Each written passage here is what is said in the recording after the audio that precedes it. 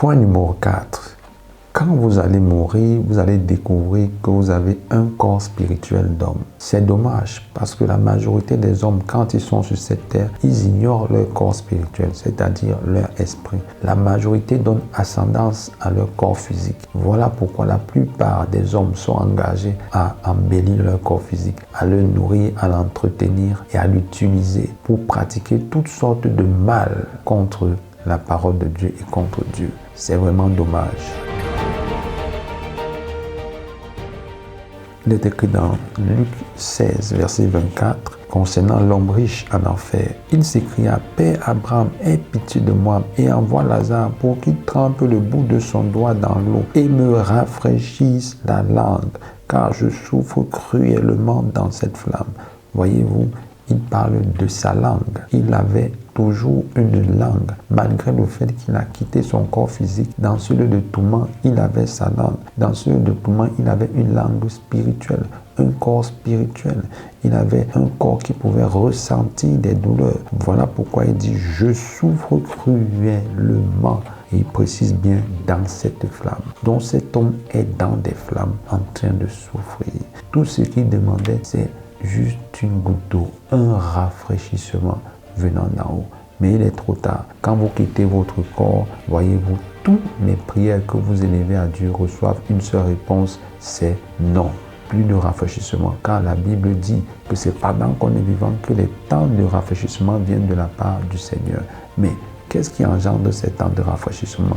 Lisons encore les Écritures. Actes chapitre 3, verset 19 à 20 nous dit « Répentez-vous donc et convertissez-vous pour que vos péchés soient effacés, afin que des temps de rafraîchissement viennent de la part du Seigneur et qu'il envoie celui qui vous a été destiné, Jésus-Christ. » Chers amis, si vous rejetez les temps de rafraîchissement sur la terre, les temps de rafraîchissement qui sont le produit de la repentance envers Dieu et de la foi dans le Seigneur Jésus-Christ, ce que vous allez trouver à la fin de votre vie, c'est-à-dire après votre mort, sera horrible. Ce sera des temps de souffrance dans la flamme, dans des flammes de feu. Ce seront des temps de souffrance dans le feu éternel, comme cet homme riche en enfer qui criait. Il cherchait le rafraîchissement, mais il était déjà trop tard. Une chose à comprendre, c'est qu'en enfer, vous êtes éternel. Et l'être que vous devenez, ce corps spirituel que vous avez, est un corps qui peut ressentir la chaleur, qui peut être brûlé, ressentir cette chaleur, mais qui ne peut pas mourir. Car ce qui est spirituel ne meurt pas. Ce qui est spirituel est éternel. Ça veut dire qu'il brûle en enfer. Ça, son être spirituel, son corps spirituel brûle, il souffre, il voit sa chair tomber en lambeaux. Mais après, ça se reconstitue encore et il recommence encore. Le même cycle de souffrance reprend. Encore et encore et encore. Oh, c'est effroyable. L'enfer est un lieu où vous ne devez absolument pas aller.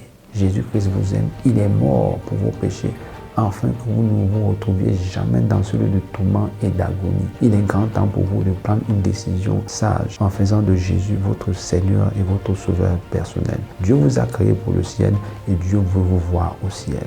Je prie que, en suivant ces choses, vous puissiez changer de direction et de destination, car le lieu permanent qui vous attend est le lieu que vous aurez choisi pendant votre vivant face à l'évangile que vous avez entendu.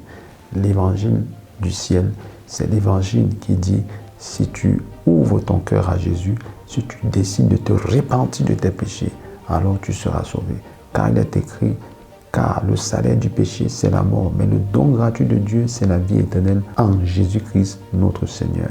Romains chapitre 6, verset 23. Il y a la mort, mais il y a aussi le don gratuit, qui est la vie éternelle par la personne de Jésus-Christ. Recevez cette vie éternelle et vous ne périrez jamais. Est-ce que tu veux recevoir Jésus? Est-ce que tu veux recevoir la vie éternelle? Alors prie avec moi. Dis, Seigneur Jésus, je reconnais que je suis pécheur. J'ai péché contre toi, en pensée, en parole et en acte. Mais aujourd'hui, je veux recevoir la vie éternelle, car je veux connaître Jésus et devenir un membre de son royaume, qui est le ciel et le paradis. Merci parce que tu me pardonnes et merci parce que ta vie est maintenant ma vie. Sois mon Seigneur et mon Sauveur pour la vie. Merci au nom de Jésus-Christ. Amen. Shalom. Wow, gloire à Dieu. Si tu as fait cette prière, je voudrais te dire que tu es sauvé. Mais cela ne s'arrête pas là. Il faut maintenant que tu sois accompagné et bâti dans ta nouvelle vie avec Christ, car tu dois apprendre à le connaître et à grandir dans cette marche avec Dieu. Écris-nous, nous serons contents de te répondre et même de te suivre dans cette nouvelle vie avec Jésus. À la prochaine pour le point numéro 5.